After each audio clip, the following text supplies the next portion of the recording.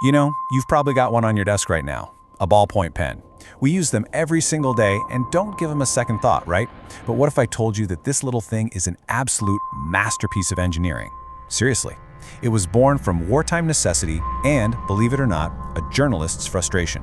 So today, we're going to unpack the incredible physics hiding inside this thing we all take for granted. All right, picture this. You're a pilot in World War II. You're flying at 30,000 feet, way above the clouds. You need to mark a critical target on your map. So you reach for your pen and boom, it just explodes. Ink everywhere, all over your maps, your instruments, a total disaster. And believe it or not, that messy, dramatic failure is exactly where our story kicks off. So yeah, an explosive problem. For a really long time, writing was just a messy business. But during the war, it became a critical life or death liability. I mean, a leaky pen wasn't just some minor inconvenience, it could literally ruin vital documents, smudge up crucial flight instruments, and make them completely useless right when you needed them most. And the basic issue really comes down to one thing. Ink is a liquid. And well, liquids have to obey the laws of physics, right? That meant for centuries, writing tools were just fundamentally unreliable. Quills would snap, they'd get dull, and even those fancy, sophisticated fountain pens that came later, they had one massive, deal-breaking flaw. They leaked all the time. Okay, so here's how a fountain pen works. It's all about this delicate balance between gravity pulling the ink down and the air pressure outside pushing it up. But remember our pilot? As he climbs to 30,000 feet, the air pressure outside the plane plummets. Inside the pen, though, the air is still at ground level pressure. That higher pressure air has to go somewhere, right? So it expands, it pushes its way out, and it forces all the ink out with it in this disastrous gusher. The world didn't just need a better pen, it needed a pen that could somehow defy the laws of physics.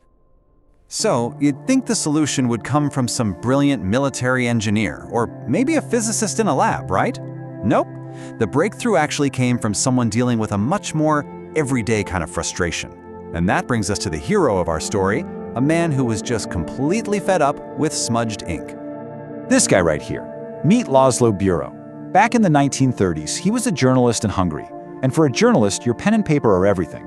But his fountain pen was constantly letting him down.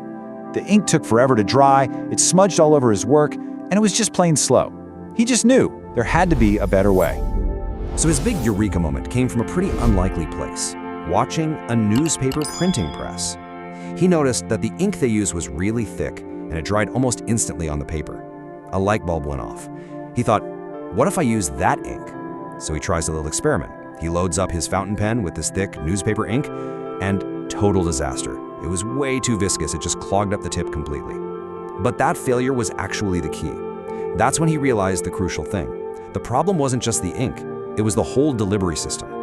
And that realization, it led him to a truly radical idea. I mean, he decided to just throw out the entire concept of the pen nib. You know, the pointy thing that people had been using for literally centuries? He was going to replace it with something completely different, something brand new. So instead of that old school sharp point that splits to let ink out, Biro pictured something else entirely. A tiny, tiny metal ball, a microsphere, sitting inside a little socket at the tip. The key was that it would be just loose enough to roll around freely, but just tight enough that the thick ink couldn't just leak or fall out.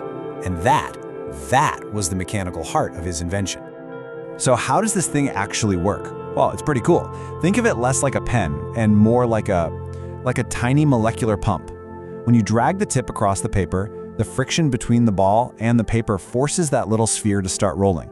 The back of the ball, which is inside the pen, picks up a super thin layer of ink from the cartridge. Then, as it spins around to the front, it deposits that incredibly thin, perfectly even layer of ink right onto the page. It's basically a perfectly controlled leak. Genius, right?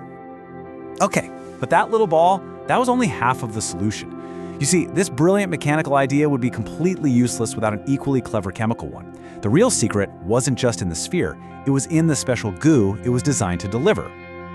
This is where we get into some really cool physics. The ink that Biro developed is what's called a Thixotropic fluid. That's a fancy term for a special kind of non-Newtonian fluid. Now, all that means is that the ink can exist in two different states. It's a thick, almost solid gel when it's just sitting there, but it instantly becomes a liquid the moment you apply force or stress. So check this out.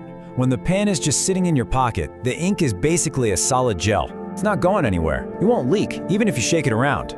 But the instant that tiny ball starts to roll, the force of that spinning motion, that shearing force, immediately turns the ink right at the tip into a liquid, which lets it flow perfectly. Then, the second that ink hits the paper and the force is gone, bam, it turns right back into a gel. And what does that mean? No smudging and absolutely no leaking. It's perfect. And this is where our story comes full circle. Remember those exploding pens in the cockpit? Well, Bureau's invention, this thing born from a simple desire for cleaner newspaper articles, was about to solve that exact life-or-death problem plaguing Allied pilots. But first, of course, history had other plans. The war escalated and Bureau had to flee the Nazis. He ended up settling in Argentina, and that's where he patented his incredible new pen. And it didn't take long for word to get out. His invention was discovered by none other than the British Royal Air Force, who were, as you can imagine, desperately searching for a pen that wouldn't explode at high altitudes. They saw its potential immediately. They understood the strategic value of a pen that just worked, no matter what. So the RAF placed a massive order, 30,000 of them. All of a sudden, Bureau's pen wasn't just some cool new gadget for journalists. It was now an essential piece of military equipment, literally helping pilots navigate, mark their targets, and win the war. And just look at it now. From a wartime secret weapon to a tool you can find in pretty much every home, office, and classroom on Earth. Billions, with a B, billions of these tiny, perfect little spheres are manufactured every single year. They're the engines powering the cheap, disposable, and amazingly reliable pens that we all just take for granted. It's a controlled leak that, in the end, lets all of us write our own history. It really just goes to show you, doesn't it, that behind the simplest, most ordinary objects, there can be this incredible story of physics and chemistry and just pure human ingenuity. So it kind of makes you wonder, right? Take a look around you. What other everyday things are hiding their own secret history of genius?